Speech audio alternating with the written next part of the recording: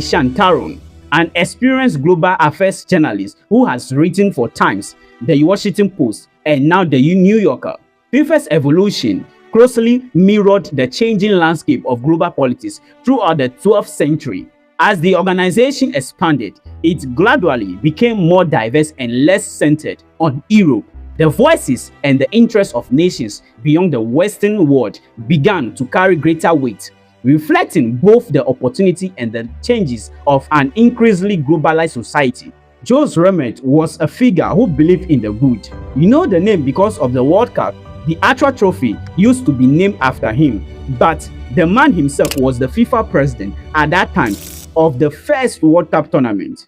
And as his grandson once told The Independent, Rimet was a humanist and an idealist who believed that sport would unite the world. And look, in many ways it does. The World Cup has united cultures, inspired generations, and created unforgettable moments that transcend borders. But every story has another side. As this series has repeatedly shown, the tournament has also been exploited for political purposes. That darker chapter began with decision Rimet made in 1932. Political scientist and actor Jules Balkov, whose book Red Card, the 2026 World Cup, Sport Washing, and the FIFA Green Machine examines FIFA's history, argues that the 1934 World Cup marked the first major occasion on which an authoritarian ruler used football's biggest stage to cleanse his public image and distract from his regime's abuses. Mussolini seized that opportunity without hesitation. From Balkov's perspective, FIFA and Jules Rimet, in particular, cannot escape responsibility by awarding Italy the tournament and allowing the dictator to capitalize on it.